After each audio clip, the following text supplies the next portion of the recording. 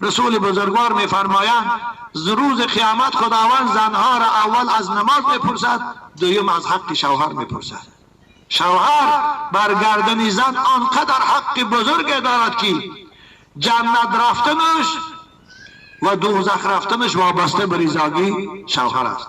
بنابراین اگر از خانمی که شوهرش راضی باشد، نمازاش خواند، رمضان مبارک به پاکی گیرد، او بهشتی است.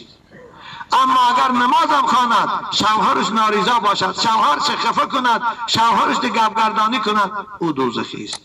بنابراین در یک روایت اگرچه صحتش به ما معلوم نیست، خدا میداند، حضرت عایشه را پیغمبر خدا گفتن، یا عایشه گفتن ایما امرأة قالت لزوجها، کدام زنی که شوهرش گوید لم ار منک خیرا، من از تو هیچی ندیدم. حالا اکثر زنهای ما خدا رحمتشان کنه همین گپ میزنن، 20 سال زندگی دارد، خورده پوشیده خوابه، همین عید زنش شوش اگر ایگان کرته نخرد کرتی نه دماغ چی میگه ما از تو هیچی ندیدم، فقط من خدمت کنم یا چهتون نپوشیدم، انا همین قدیم میشود رسوا.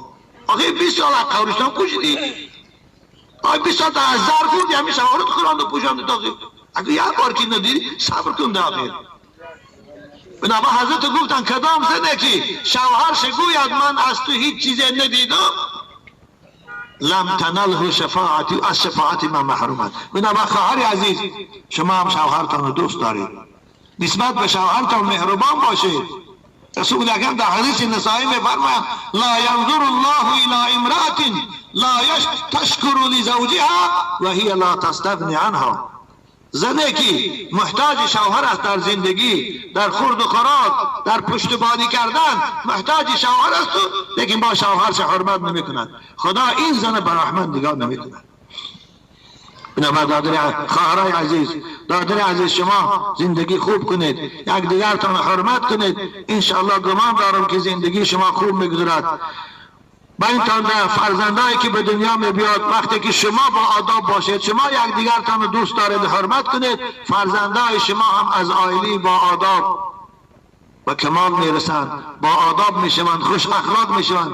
اختلاف زن و شوهر سبب بی آداب شدن فرزند میشود، جنجال عائلوی سبب بد اخلاق شدن فرزند میشه. بنابراین پدرای عزیز، خواهی که بچه هاتان با آداب شوند، خواهی که بچه هاتان شما را دوست دارند، کوشش کنید در پیش بچه هاتان با همسراتان جنگ و جنجال نکنید، گپگردانی نکنید، حقارت نکنید که بچه ها بد اخلاق میشن.